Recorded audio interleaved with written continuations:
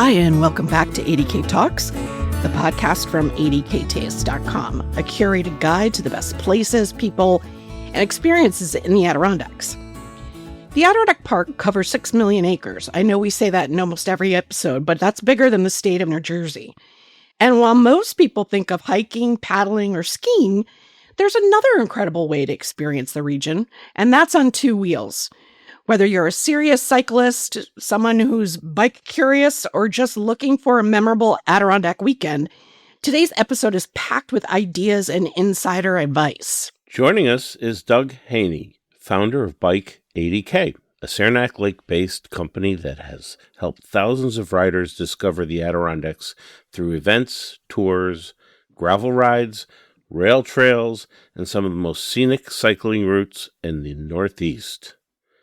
We're talking about how to plan an Adirondack cycling trip, the rides you shouldn't miss, common mistakes visitors make, and why more people are discovering the park from the seat of a bicycle. Doug, welcome to ADK Talks. Thank you. It's great to be here. Doug, for listeners who might not be familiar with BikeADK, what's your elevator speech? Yeah, sure. At its core, BikeADK or Bike Adirondacks is a bicycle tourism company. Our sole goal is to get more people riding bikes in the Adirondacks. That's as simple as it gets. We do that through a variety of ways, though. The biggest of which is through events and tours. Those are scheduled events that happen on specific days and weekends and weeks throughout the course of the riding season that anybody can sign up for. We also do that through private tours where people will book us to have guide service to take them and to explore a certain region or a certain area of the park on their time, on their schedule, and according to a menu that they create. The other way that we do that is through selling BikeADK branded merchandise on our website to get the word out about Bike Adirondacks. And the best part about all three of those things, though, is that every single part of BikeADK as a company generates revenue for nonprofit organizations and community groups who put a lot of time, effort, care, and money and resources into supporting the Adirondack Park and the landscape that makes it so beautiful. So since we began with BikeADK in 2019, we've generated over, I think it's now $247,000 for nonprofit organizations and community groups through people riding bikes with us, and that feels really good. That's really impressive. Can you talk a little bit more about the events like Bike the Barns and I forget the name of the one that's on the river. Tell us a little bit more about those. Yeah, sure. Let's start with Bike the Barns. I think that's probably the best example of what BikeADK does. It's a partnership with an organization called the Adirondack North Country Association. One of the arms of the Adirondack North Country Association is supporting small business, specifically agricultural ones in the Adirondack Park. So Bike the Barns began with them. It was a partnership between BikeADK and the Adirondack North Country Association, or ANCA. And the tour itself is a one-day event that starts and finishes at a really nice location in the Champlain Valley. So you get to see the rich agricultural landscape of the Champlain Valley and also enjoy the views of both the Adirondacks and the Green Mountains in Vermont at the same time. But the tour, it visits usually between 3 and 4 different farms along the event itself. And then it finishes with a farm-to-table meal with live music. And throughout the whole thing, you really get to not only experience the landscape, by bike, you can, by nature, get a better sense of a place when you're traveling at 10 miles an hour rather than 55 miles an hour with air conditioning on and your windows up. And of course, stopping at the farms and really learning a lot about who they are and what they do, why they do it, gives you a really holistic view of what this place is. The other cool thing about that is on that event, the farms typically have things for you that you can buy while you're riding. And obviously, we don't expect you to throw a half of a cow on your bike and ride with it. Be an interesting sight. Yeah, we do have mechanisms within our event structure that allow folks to make purchases. Like last year, we went to an apple orchard and people bought bushels and bushels of apples. And we brought those apples from the orchard back to the finish area where their vehicle was located. So they didn't have to worry about transporting the product, right? And that's a really cool way for us to not only generate revenue for the work that Adirondack North Country Association does, but generate awareness and advocacy for the farms that the people visit along the way. How can people get tickets or sign up for that? And do you cap it? We do, yeah. It sells out fast. It does, yeah. All BikeADK events do have a cap on them in terms of participation. And the reason we do that is because we really work hard to make sure that the event has a small feel. We want it to be about the cyclist rather than the other way around. We want your experience to be fun, intimate, and for you to really get to know not only the things that you see and do along the way, but all the people that you're riding with. I've found in my years of working in bicycle tourism that the conversations people have with each other and the places they stop create way longer lasting memories than the photos they take with their phone along the way. So we try and create those opportunities for that to happen in all the tours we do. And folks can sign up for them now at bikeadirondacks.com or bikeadk.com will get you there. That has all of the information. That's our hub for everything that we do. That's awesome. Tell us about some of your other events too. Yeah, you had mentioned Ride for the River. Ride for the River, thank you. That's another one that's a really core event for Bike Adirondacks. That one has been going on for, I think, 15 years now. But Bike Adirondacks was brought on when we started the company to help manage and make that event a little bit more professionally run than it had been in the past, which was still a fabulous event, which raised money for the then AuSable River Association. Now they are the AuSable Freshwater Center. But it's a showcase of the AuSable River watershed in the Jay, Wilmington, and AuSable Forks area. And that event raises money for the work that AuSable Freshwater Center does to make sure that watershed stays pristine. It funds things like culvert replacement, for example, or stream restoration, those sort of things. But it's a similar format to Bike the Barns. You show up and you ride for a day, but your scenery is not the Champlain Valley. It is the AuSable River watershed, which is stunning unto itself. One of the unique things about that event is we ride through the historic Jay-covered bridge on the event, which is really cool. Just a beautiful spot. I mean, the rapids there and the AuSable River are spectacular, but viewing them as you're pedaling through the Jay-covered bridge is a really special experience. Also, our start and finish location for that event is probably one of the best ones of all of BikeADK events. It starts and finishes at the town of Wilmington Beach on the AuSable River, which is just a fabulous municipal beach that's run by the town. It's got a beautiful pavilion, lots of shade, a nice sandy beach along the river, and really quickly getting deep water, so you don't have to wait out a mile and to get wet. So it's really fun to see people finish that event because they'll literally ride in, hop off their bike, and then just go dive into the river in their bicycling kit. And the water of the AuSable stays cold year round. So that feels really nice after a ride. When someone tells you that they're interested in cycling in the Adirondacks, what's the first thing you want them to know? The first thing that most people care about is road condition. And, that if you're into cycling, that's kind of what your main thing is, because people who are into cycling, they ride their bike everywhere they go. And the one thing that's common in every place is road condition, right? Whether it's good or bad, it's always there. So that's the first thing that people ask about most of the time is what are the roads like? And it's a pretty easy answer for me because any main artery, a Route 86 or 73, something like that, or 30 or 3, those are the bigger roads in the Adirondack Park. They all have wide shoulders. And so that's really nice. They're well-maintained roads. The dirt and sand is swept off of them early in the spring. So the riding lane on the busier avenues is really good. That's not the case in some of the other states that surround us. I won't name names because I have friends in all of them. But New York does a pretty good job with that, especially inside the park.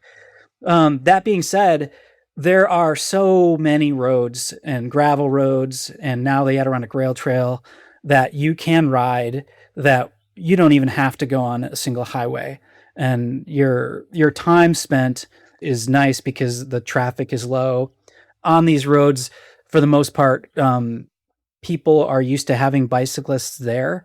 So it's not especially for our events when you see a lot of bikes, it's a natural traffic calming thing. And generally it's a pleasant experience without a lot of busyness that you often find, when you're traveling on roads. How did you get into this business? What was your relationship with cycling before this? What did you do?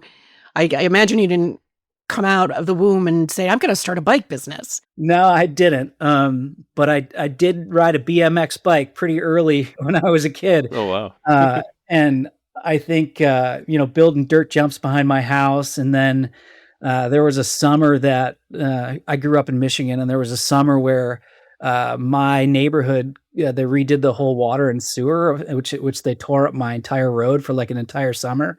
And what my friends and I did was we would just go out every day after the workers were done, and we'd build jumps in the middle of the road. After like 1 week of doing that, at the end of the day, the workers were finally like, all right, guys, where do you want us to put the piles of dirt for you this time? And we'd go and we'd take jumps and go hit the jumps and stuff. And then, the next morning they'd plow them all down. But then at the end of the day, again, they'd be like, all right, where do you want your piles today? That's so cool. That's so neat.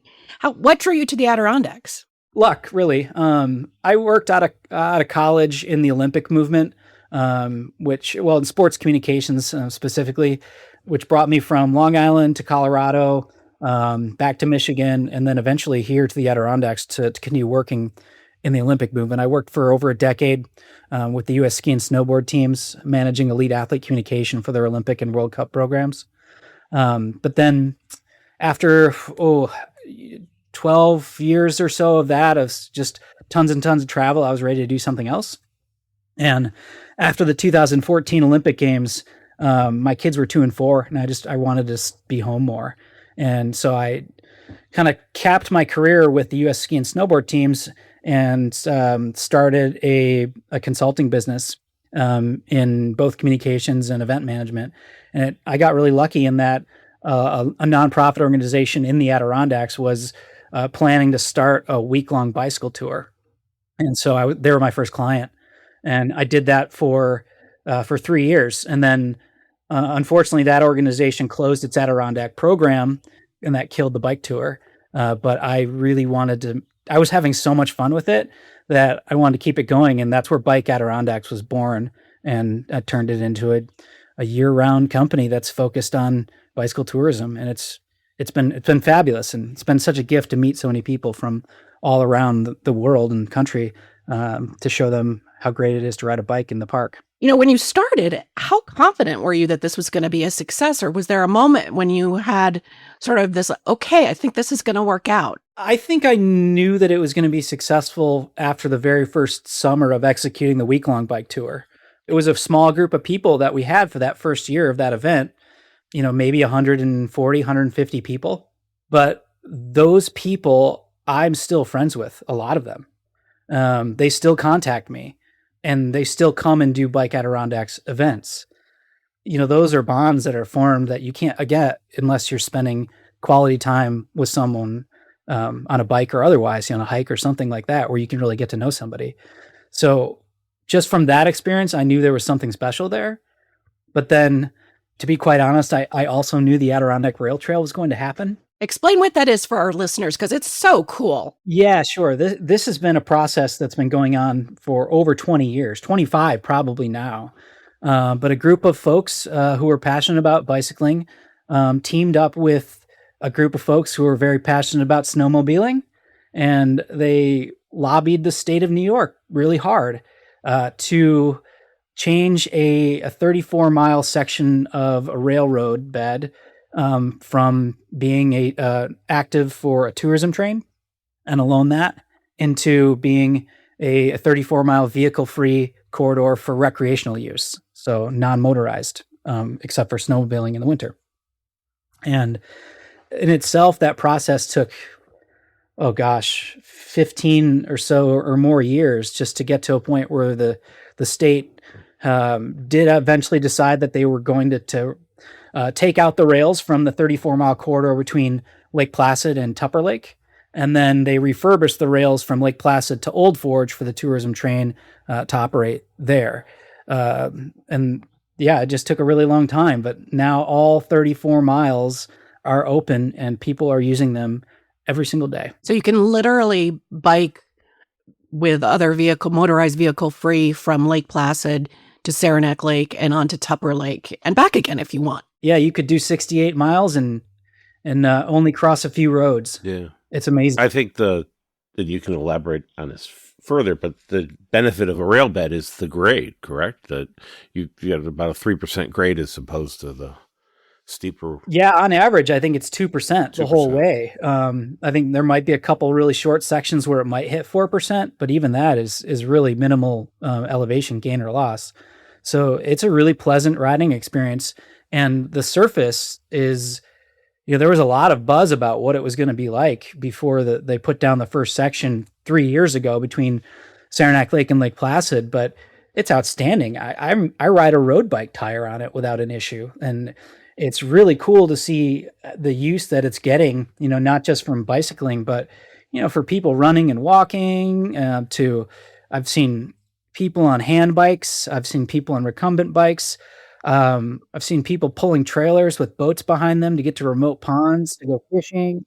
I saw a guy pulling a trailer that had his golf clubs in it to take it to the golf course the other day. It's hilarious. Honestly, everything. That's great. And as you mentioned earlier, that's great for snowmobiling in the winter too. Yeah, great for snowmobiling and skiing in the winter. Cross-country skiing, yeah. Yep. Yeah. Another arm of BikeADK, which we haven't talked about yet, is we do a rail trail shuttle service. Oh, awesome. So if you only want to ride 10 miles, for example, between Lake Placid and Saranac Lake, we'll pick you up and take you to where you want to start your ride. And that way you only have to ride the 10 miles. Or if you want to ride the entire 34 miles and not have to go back again and do it over, we'll pick you up at where you want to finish your ride and take you to where you want to start your ride.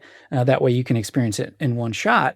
And, that has been a really cool way for people to experience the trail is, 34 miles is doable for most people, but 68 is a big day for even for me. And it's a cool thing to see people who are coming up, not just with their families, but older people with e-bikes, and we're getting them out there and getting them active, and that's cool. Yeah, I love that. I spent a summer in Woods Hole, Mass, and every day I would bike from Woods Hole to Falmouth and back again.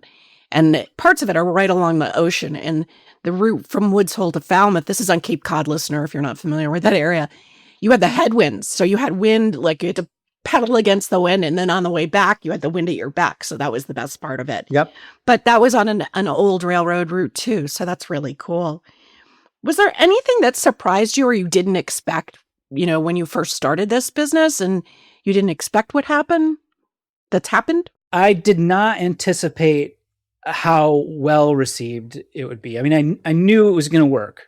I knew that, but I did not know where it was going to go from there. When I started BikeADK back in 2019, the original plan was to do 3 events total. A 3-day tour called the Weekender at Paul Smith College, which still exists. It's the first weekend in August every year. The Ride for the River and Bike the Barns. And then build some things with the rail trail as it came in. It hadn't come in yet. And that was it. That was the sole plan. Now we have 2 women's weekends a year. We have a partnership with the Saranac Lake Kiwanis Club to help run the Pat Stratton ride. We do point-to-point rail trail tours. We do private events, the shuttle service, all these things sort of came in. And then it's kind of also spurred its own consulting arm where people have seen the success of what BikeADK has done. And that's given the company business by helping others kind of try to do something similar in their community. So, for example, the State University of New York, Potsdam, is hosting a bicycling event on the same day as Ride for the River this year during their alumni weekend. And we've helped them plan that event. It's called Bike with the Bears because that's their mascot. And that kind of stuff is really cool. Or we have people call all the time who, they've got a small organization, a nonprofit that they want to do a charity ride for, and they don't know where to begin. So, we'll help them get answers on how do you get insurance? How do you manage a route and all those things. It's a tiny little questions that you never really think about. You're like, oh, I'll just put on a bike to it. It'll be easy. But to do it well and to make sure that it's safe and stress-free for the participant. There's a lot that goes into that. If someone's just a casual rider, and maybe you've already answered this, but where would you advise them to start? Would it be a place like the rail trail, or is there another spot that you think is really good for casual riders? Yeah, I mean, the rail trail is about as ideal as it gets for somebody who's new to cycling, or maybe they rode a bike when they were a kid, but they haven't done it in years. I mean, it's a no stress area to go ride a bike. You might have a deer cross the trail or a fox or something like that. Otherwise, it's a great surface to ride, and there's no one's rushing you in any direction or any speed, and it's kind of a choose your own adventure type of thing. I've said before, and that I think one of the things that's made me the happiest is I ride the rail trail on an almost daily basis, and every time I do, I see someone riding a bike that I know was in the back of their shed for like years. And, they pulled it out, either they took it to a bike shop and tuned it up, or they did a little work on it themselves, and they're riding it. And that I see that all the time. It's super cool to see all these bikes from the 80s and early 90s, these old hardtail mountain bikes that when those things first came out, they revolutionized cycling, because no one wanted to ride a road bike because they were super uncomfortable. And then these newer modern bikes came out, and people bought a whole bunch of them, and now they're coming back to life, and that's cool. Let's talk about mountain biking a little bit. Where's your favorite place to do that, for adventure and challenge, or where would you point people? Well, inside the Adirondack Park, there's, I don't even know how many miles of mountain biking trails, and there's tons of different volunteer-based organizations that build and maintain them.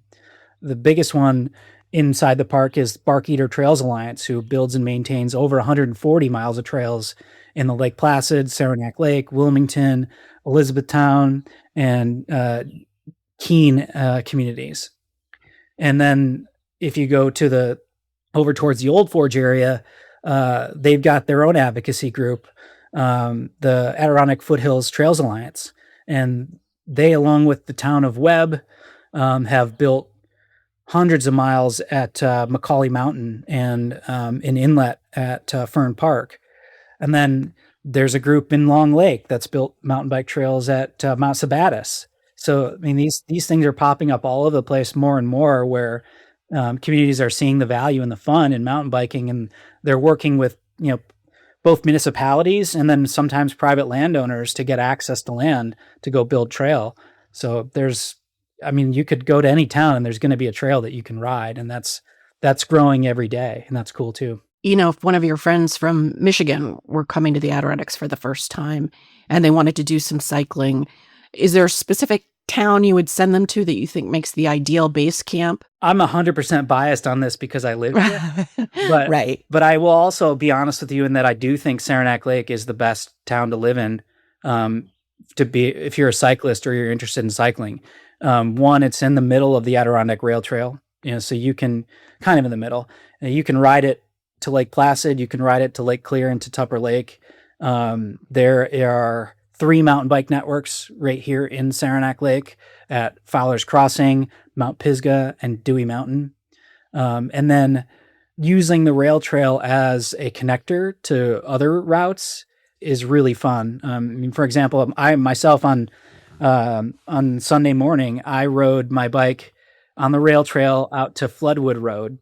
And then I took Floodwood Road back to the highway to Route 186. And then I took another side road called Forest Home Road back to Saranac Lake. So I rode 3 different types of surface. I rode the rail trail, I rode a gravel road, and then I rode a paved surface to make a 32-mile loop. And that wouldn't have been possible without the rail trail making that connection. So it's a really nice way to connect communities and places by bike. Are we in a cycling boom right now, do you think? I think e-bikes have had a lot to do with extending people's life as cyclists. So I wouldn't know if I'd call it a boom. I'd call it, it's a change that's happening in cycling because there's so many more types of bikes that are available for people to ride. 30 years ago or 40 years ago, you really had a BMX bike and a road bike and maybe a beach cruiser. But now you've got every type of bike you can possibly imagine. mountain bikes that are full suspension, mountain bikes that are hardtails, gravel bikes, cruiser bikes, fitness bikes, e-bikes. I mean, I could go on and on. There's a specific bike for everything. So when you walk into a bike shop now and you tell the mechanics and the people in the shop, like the type of cycling that you want to do or that you're interested in, they're going to say, I've got a bike for you. Before they'd say, well, this one will work for you. So I think that the cycling experience has just gotten better because technology and geometry of design of bikes has made them more comfortable to ride for all body types. Beyond the helmet, what gear do you think people should definitely not forget to bring?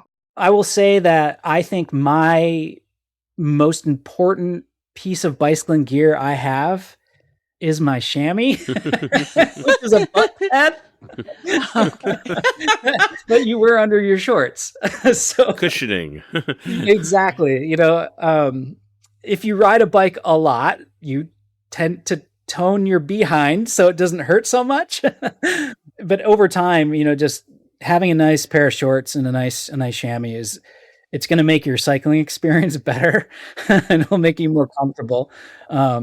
But then beyond that, yeah, a nice comfortable helmet, quick wicking clothing, I always, I look at the weather before I go ride, but I normally will stick a light rain jacket in the back of my jersey that rolls up really small, for a variety of reasons, just in case I get cold or if sprinkle does come in, things like that. But, a basic repair kit, learn how to change a flat tire, those sort of things. All real simple stuff that you can pick up at any bike shop, that don't take a lot of time to learn how to use, and they will make your experience better.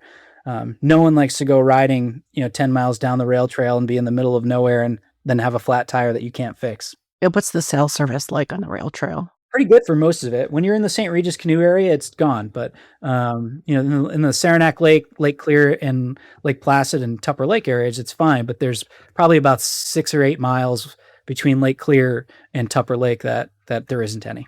We've had the search and rescue organization of the Northern Adirondacks on a couple of times. And they are always telling us or giving tips on equipment that you should not leave home without. And in particular, a headlamp. Is that still does that apply to bicycling too? Generally, I don't recommend riding your bike at night. Okay. But if you do plan to ride your bike at night, which I do from time to time when I'm riding around the rail trail, I recommend a bike light. A bike light, okay. So, yeah, and even during the day, if you're going to ride roads, it's highly recommended that you have a bike light, especially on the back of your bike, that blinks as you're riding along. It's sad to say, but with more and more distractions in vehicles these days, whether it's your LED screens or getting a text, it's always better to have a little bit more visibility than not. So I always recommend bike lights that blink, to have on the rear of your bike. Yep. Yeah, it helps with visibility a lot, especially if you're driving on a hilly road. You're going up and down a lot, and oftentimes I'll see a cyclist ahead of me simply because I can see that red flashing. Yeah, you become more aware of them quicker. Yes. Speaking of that, what advice can you give motorists about how to not just be aware of cyclists, but, when you pass them, like I usually will give them wide berth, and we've talked in the winter about, advising people to look out for snowmobilers, or we just had, Americade, the big motorcycle event in Lake George.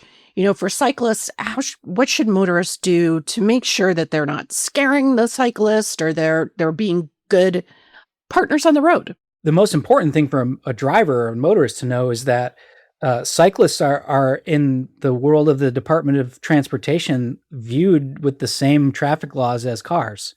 They have to follow every single rule that a car does on the road, and that roads are a shared space for both motorized and non-motorized, vehicles, whether it's a horse and buggy, in the northern part of the state, or a bike. It's the same, has to follow the same traffic laws as a vehicle does.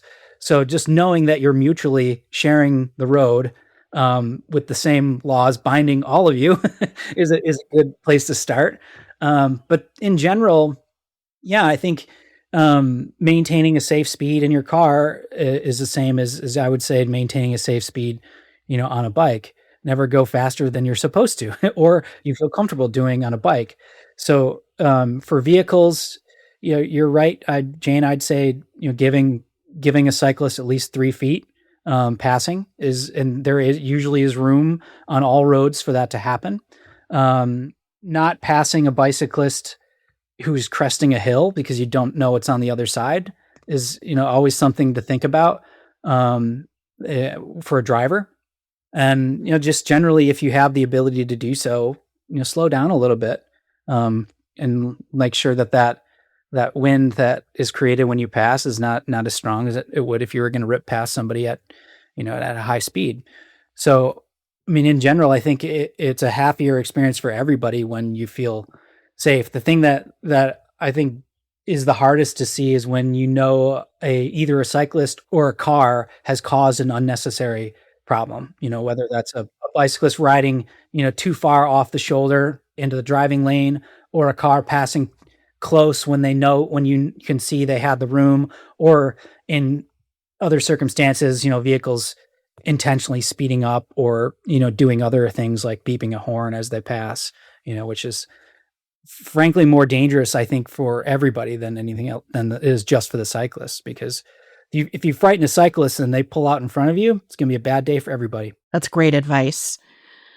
Doug, I have to be honest with you. It's been a while since I got on a bike, but talking with you has really made me want to get started again. What's your advice? And especially up here, is this really, can anybody ride up here, or is it a certain kind of person? No, the short answer to that is yes.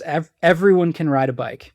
There are bicycle manufacturers that make bikes for everybody, to fit every body type, to fit every condition. I have a friend who he has a little bit of back issues, so he rides a recumbent bike where he's laying on his back and pedaling along. My parents are in their 80s and they ride e-bikes.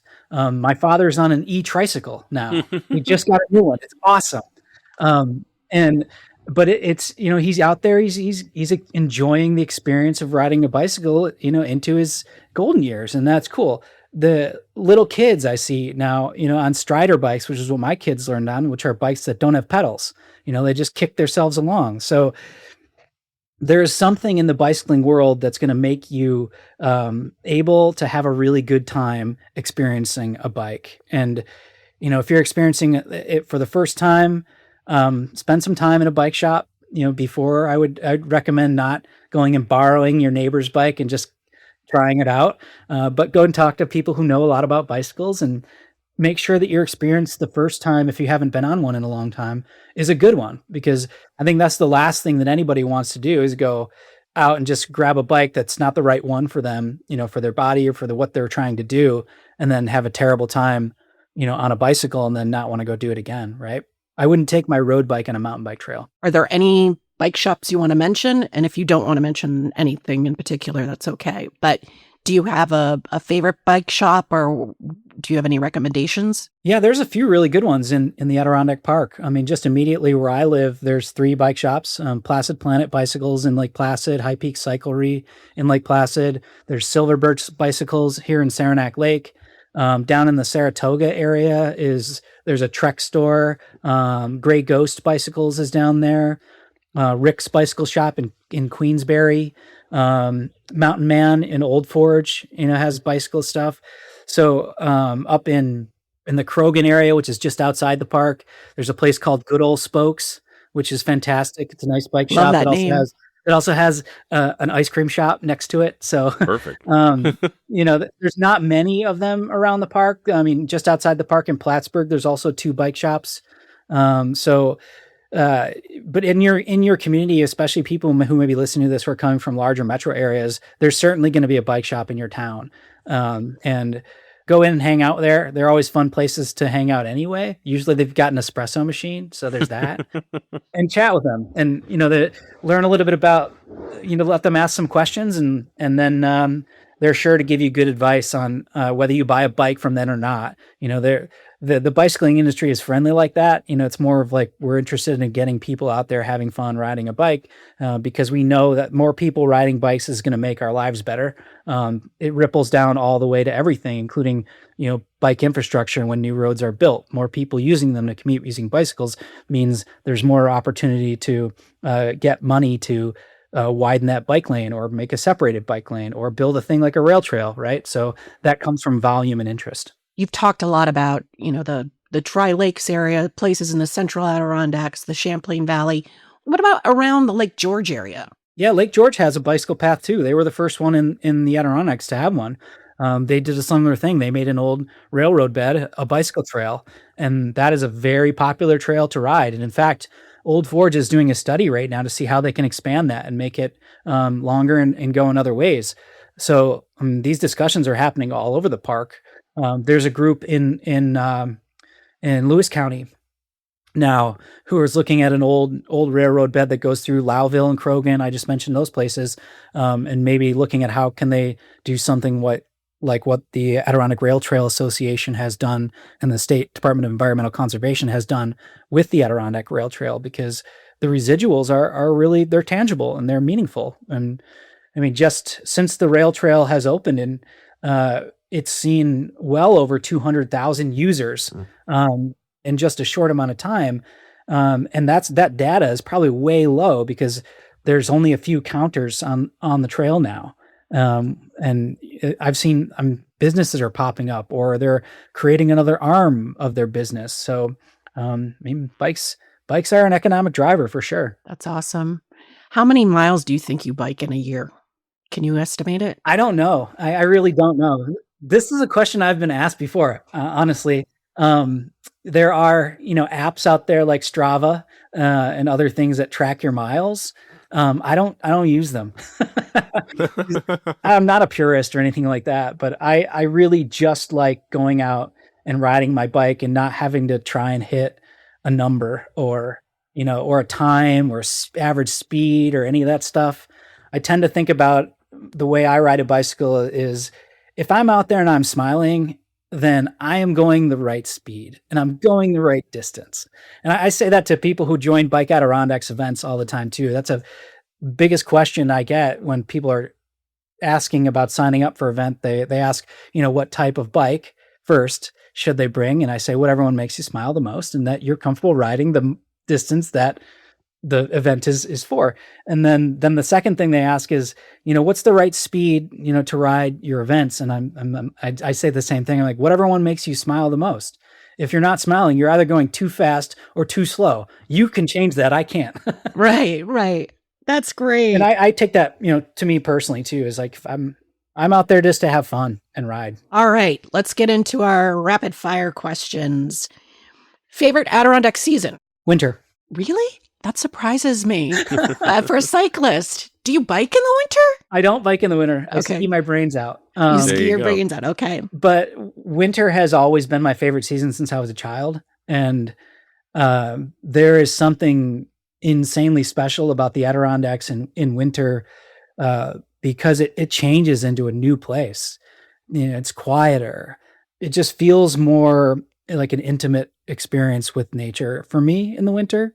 I don't see as many people in the winter, and there's something special about going for a long ski to a really remote area of the park that really makes you feel the grandeur of the place. And I don't feel that same way in the summer. And it probably just has to do with because I see more people. What's your favorite post-ride meal? A good brunch sometimes. Nice. Yeah. I think especially if I'm going on a morning ride, I like second breakfast. There you go. Great. What's the toughest Adirondack climb? Whiteface. Yeah. Veterans Memorial Highway. I was up there last summer and I couldn't believe people were biking it. I was like, God bless you. Yep. There are steeper hills that you can climb, but that one is the longest and most sustained. Yeah. What's the most beautiful ride in the park, do you think? I've ridden a lot of in the Adirondack Park, and the ride for the river route gives you the best views of anywhere around. And every time that somebody asks me which event of the ones that we have in our thing, I always say you should check out Ride for the River. It's just a stunning ride. Okay, it's pouring out. Rain ride or trainer ride? Rain ride. I think I know the answer to this. E-bike, friend or foe? Friend. And is there the biggest cycling debate that people outside the sport don't know exists? The biggest debate right now is the new technology, electronic shifting. Really? Yeah, I have had so many conversations the past couple of years with people who are interested in learning about electronic shifting. It's like your car, shifts for you. You don't have to do anything. Who knew? Well, Doug, this has been awesome and very enlightening. Thank you so much for sharing all of your insight and tips with our listeners. I think this is going to be a really popular episode. But before we release you into the wild again, we ask all of our guests to share, one of their favorite spots in the Adirondacks. And you've shared a bunch of them so far. So I kind of feel guilty hitting you up for another one, but it wouldn't be an ADK Talks episode if we didn't ask, what's your favorite hidden gem or your favorite spot? And it can be anything. It can be a ride. It can be a trail. It can be an ice cream stand. It can be a microbrewery, a movie theater. What's one of your favorite spots? I don't think I can answer that with a favorite spot. I can't give you one. I would say my favorite spots are anything where you can combine a couple of things into it. So a bike ride to a swim, or a bike ride and a hike to a swim, or, my wife and I love riding our bike to the taco truck, like these things like that. You just linking little things together, and it doesn't always need to be an all-day excursion, right? It could be just a sneak out for an hour and go do something fun. There's a hidden gem in every single community in every little town, and it might only take you 30 minutes to do it. That's great. Yeah. Nobody can answer with just one, just so you know. People also say I have to, give you two. But Doug, again, thank you for joining us and sharing your passion for cycling in the Adirondacks. It really was an inspiring conversation. Likewise, it was great to speak with you, and I'm very thankful for the opportunity. Thank you. Great. We might have to have you back next year for an update. Yeah, well, I think you should just come up and ride the Adirondack Rail Trail with us. Oh, yeah, that's a great idea. Record a pod by stopping from your bike and talking about what you're seeing. Oh, wow. That's a great idea. Okay. You are definitely a cycling consultant. Thank you for that. That's a great idea. Yeah. All right. Take care. Thank you very much. Appreciate it. Thank you. Wow. That was really interesting. Certainly was. I love having these people on, like the fishing guide, the Matt Burnett, the Adirondack guide. They have so much great information to share. Yeah. It's a aspect of the Adirondacks that people don't normally interact with. Yeah. And it's neat to get the information and the knowledge that they share with us. It's and I think one of the biggest takeaways I had is that you don't need to be a hardcore cyclist to experience the Adirondacks on two wheels. No. And that rail trail is really an incredible asset. So, listener, we have an article about it on our website, adktaste.com, if you want to get more information on that. And Doug's website, and this will be in the show notes, listener, has a wealth of information too about places to go, routes you might want to take advantage of. And again, also that Bike the Barns thing is so cool. That's in September. And that's a really neat event, but it does sell out really quickly. So, listener, thanks again for spending another roughly hour with us. We appreciate you. If you liked what you heard today, please subscribe so you can get more episodes and rate and review us. It helps other people find our podcast. And Steve, what should listeners do if they have a question? That's a good question. What should they do? Well, they can ask us by emailing info@adktaste.com. Let us know what you think. And as I mentioned before, if you haven't been to adktaste.com, definitely check it out. We've got lots of insights and tips on the best places to eat, shop, stay, and things to do in the Adirondacks. And you can also sign up for our newsletter, In Good Taste. It comes out once a week, so we don't get overly spammy with you. And we love to share what we love with our listeners and our readers. And there's something for everyone in these 6 million acres. All right, Steve Areno, I think that's a wrap. Great. I think maybe I'll look for an e-bike. Yeah, cool. All right, listener, take care and we'll see you out there. Bye-bye.